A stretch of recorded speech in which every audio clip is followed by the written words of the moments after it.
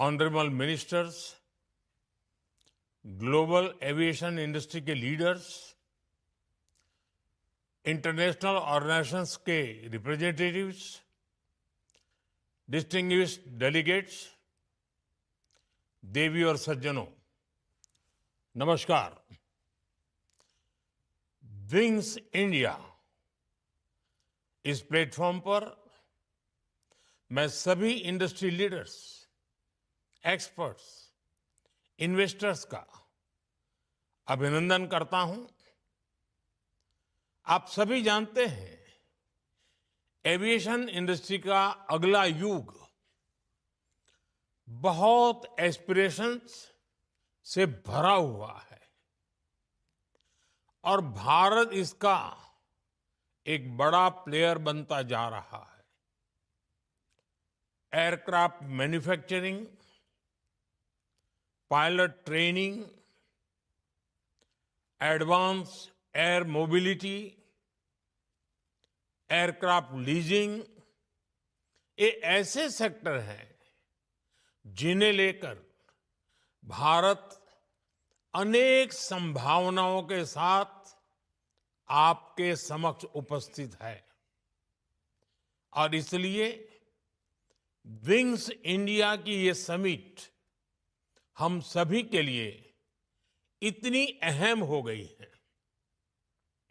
Friends, पिछले एक दशक में भारत के पूरे एविएशन सेक्टर एक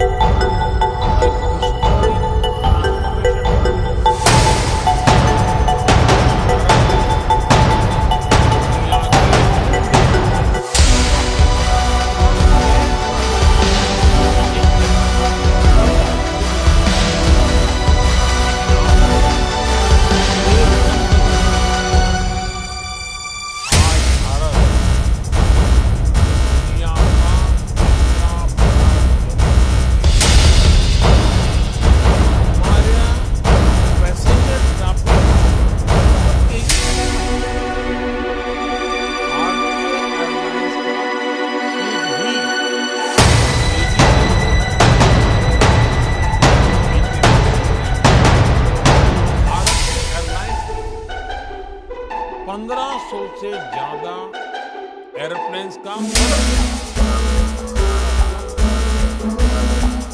भारत के एविएशन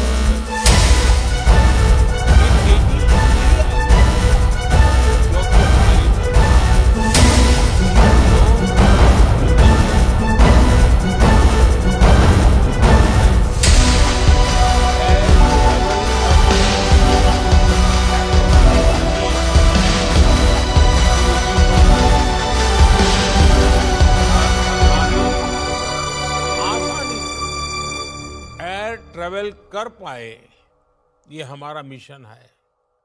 इसलिए हमने टियर 2, टियर 3 सिटीज को एयरपोर्ट से जोड़ा है। साल 2014 में भारत में 70 एयरपोर्ट्स थे। आज भारत में एयरपोर्ट्स की संख्या बढ़कर 160 से ज्यादा हो गई है। यानी सिर्फ एक दशक में ही भारत में 2 गुने से अधिक एयरपोर्ट्स बनाए हैं। हमने देश में 100 से अधिक एरोड्रोम्स को एक्टिवेट किया है और इसके साथ ही अपने नागरिकों के लिए एफोर्डेबल फेयर वाली उड़ान स्कीम लॉन्च की है।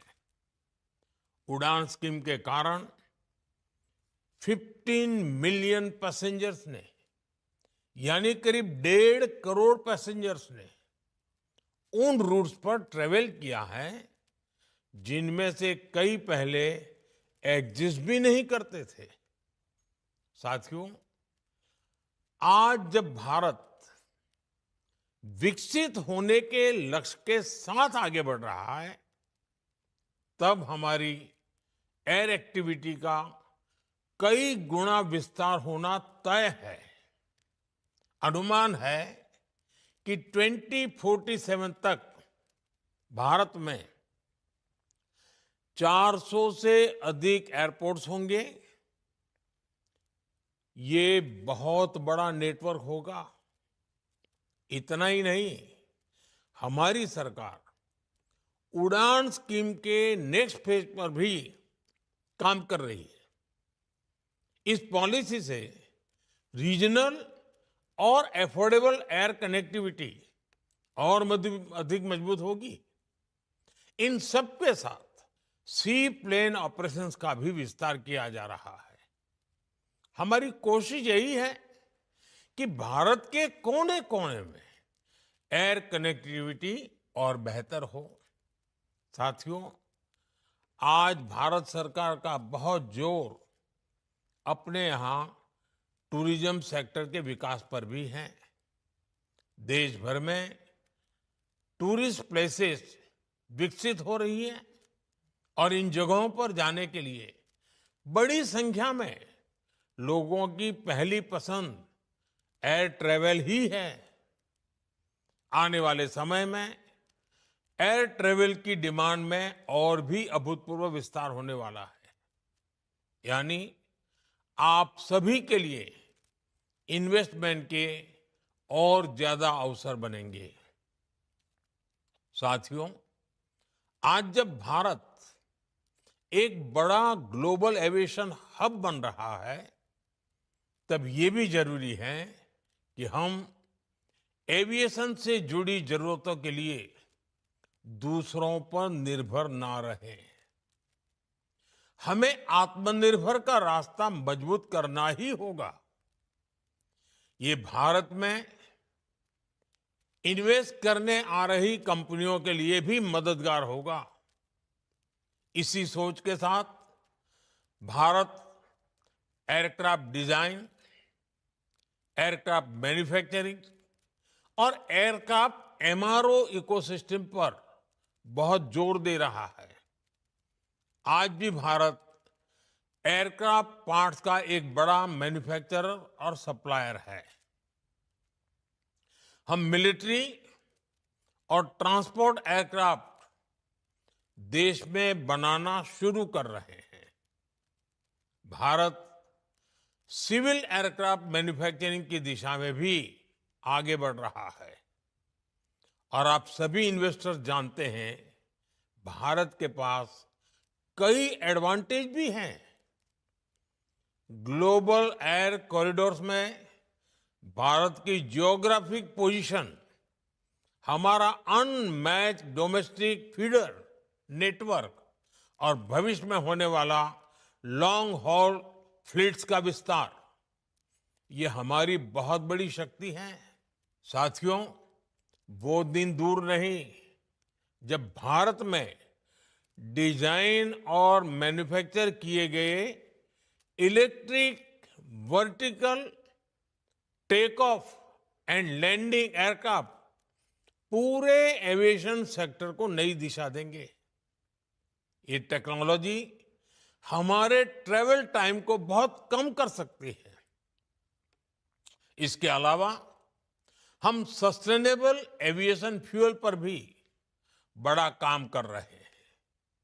अगले कुछ वर्षों में भारत ग्रीन एविएशन फ्यूल का एक बड़ा प्रोड्यूसर और एक्सपोर्टर बनने की ओर अग्रसर है।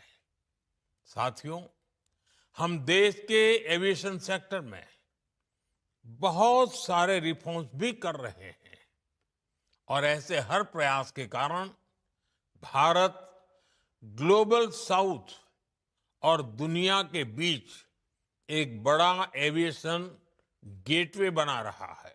ये एविएशन सेक्टर से जुड़े इन्वेस्टर्स के लिए, मैन्युफैक्चरर्स के लिए बहुत बड़ा अवसर है। फ्रेंड्स, आज भारत देश के अलग अलग रीजन्स के साथ साथ वहां के मार्केट्स को भी आपस में जोड़ रहा है।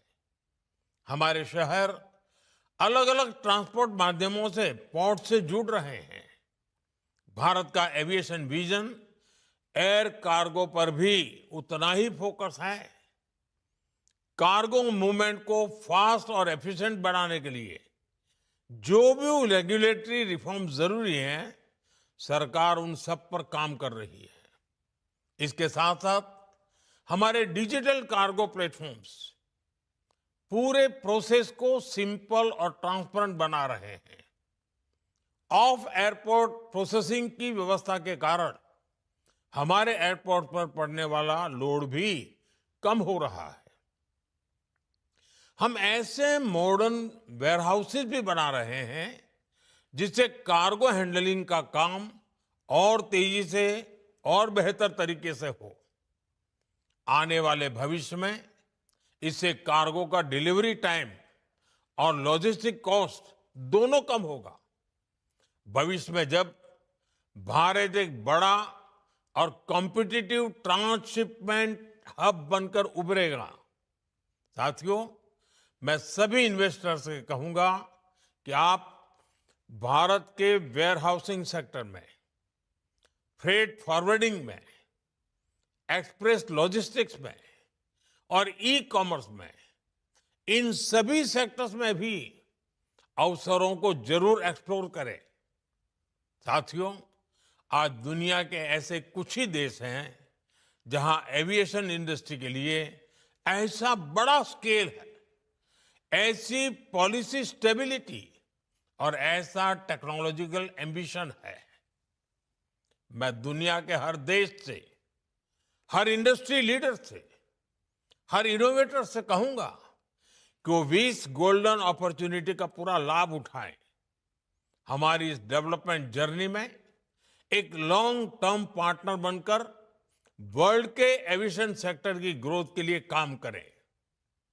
मैं दुनिया भर के निवेशकों को भारत की उड़ान के को पायलट बनकर हमारे साथ आने के लिए आमंत्रित करता हूं। एक बार फिर विंग्स इंडिया इसके सफल आयोजन के लिए आप सबको मेरी ढेर सारी शुभकामनाएं। बहुत बहुत धन्यवाद।